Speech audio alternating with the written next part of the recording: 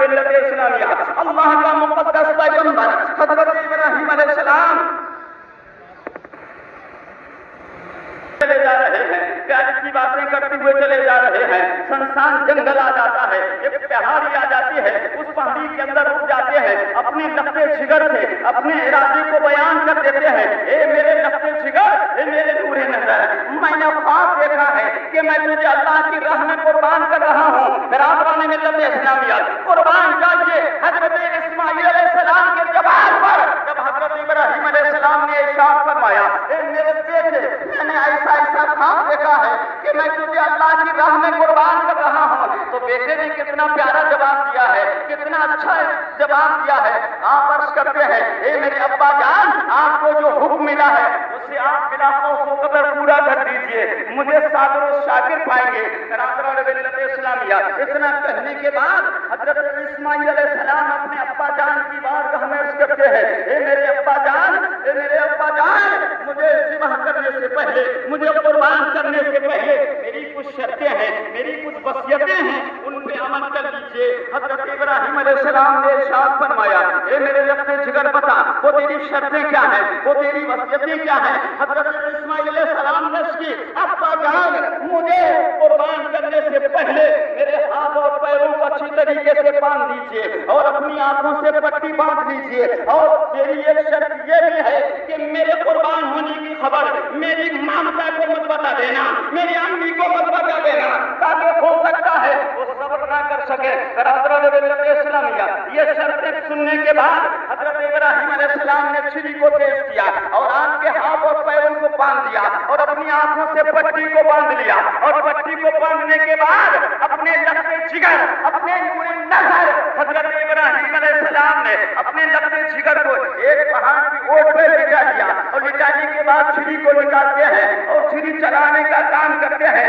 لیکن برادران ملت اسلام، تاریخ شاہد ہے، کتابوں کے اندر پڑھا گیا ہے، علماء کرام بیان کرتے ہیں، جس وقت اللہ کے خلیل القدر پیغمبر حضرت ابراہیم علیہ السلام نے چھری کو آگ کے حکم پر چلایا ہے تو چھری کاٹنے کا کام نہیں کرتی ہے۔ اللہ اکبر! حضرت ابراہیم علیہ السلام پریشان ہیں، پھر دوبارہ چھری کو لیتے ہیں، پھر چلانے کا کام کرتے ہیں، کاٹنے کا کام کرتے ہیں، لیکن چھری کاٹتی نہیں ہے، پھر دوبارہ کاٹنے کا کام کرتے ہیں، لیکن میرے عزیز دینی اسلامی بھائیوں، چھری کاٹتی نہیں ہے۔ حضرت ابراہیم علیہ السلام کی آنکھوں میں آنسو آ جاتے ہیں، عرض کرتے ہیں، مولا، میری قربانی میں کیا تقصیر ہو گئی ہے، کیا غلطی ہو گئی ہے جو میرے اسماعیل کی قربانی تیری بارگاہ میں قابل قبول نہیں ہو رہی ہے؟ اب حضرت ابراہیم علیہ السلام نے پھر چھری کو لیا اور چلانے کا کام کیا، لیکن چھری کاٹتی نہیں ہے۔ حضرت ابراہیم علیہ السلام تیش میں آتے ہیں، جوش میں آ جاتے ہیں اور چھری کو پتھر پر مارتے ہیں۔ شاہد ہے برادران ملت اسلامیہ، کتابوں کے اندر پڑھا گیا ہے، جس وقت حضرت ابراہیم علیہ السلام نے وہ چھری کو پتھر پر مارا ہے تو اس چھری نے پتھر کے دو ٹکڑے کر دیے ہیں۔ حضرت ابراہیم علیہ السلام نے ارشاد فرمایا، اے چھری ذرا یہ بتا کہ میرے اسماعیل کا گلا کیا اس پتھر سے زیادہ سخت ہے جو تو نے کاٹا نہیں ہے؟ پتھر کے دو ٹکڑے ہو گئے، لیکن میرے اسماعیل کے گلے کو کیوں نہیں کاٹا ہے؟ اللہ اکبر! برادران ملت اسلامیہ، چھری سے بزبان حال یہ آواز آتی ہے، اے اللہ کے خلیل القدر پیغمبر، تم مجھے ایک مرتبہ کاٹنے کا حکم دے رہے ہو، اللہ تبارک و تعالیٰ نے 70 مرتبہ مجھے یہ حکم دیا ہے، یہ چھری ابراہیم کے اسماعیل کو کاٹنا مت۔ جبریل امین کو حکم دیا، اے جبریل امین جاؤ، جلدی جاؤ، جنت سے ایک دمبا لو۔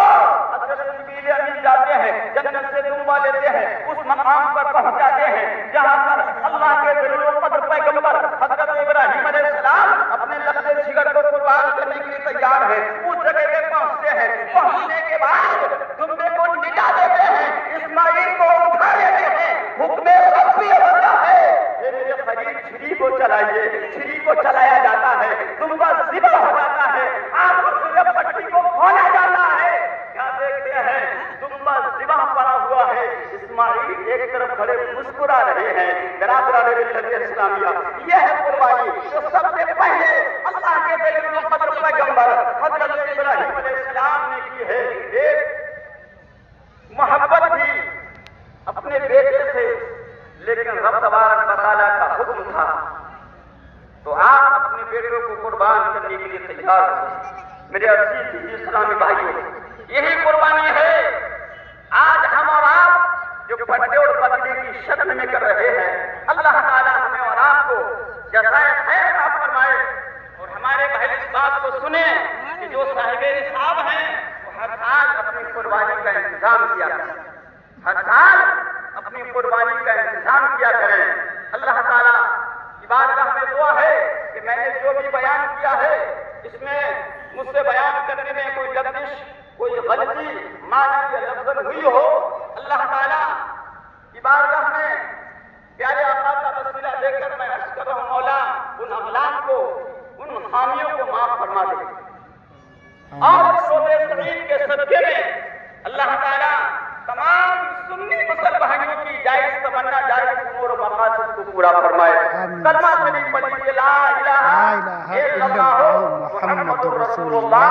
صلی اللہ تعالی علیہ وسلم۔ من کل ذنب واتوب الیہ۔ السلام علیکم ورحمۃ اللہ وبرکاتہ۔ وعلیکم السلام ورحمۃ اللہ تعالی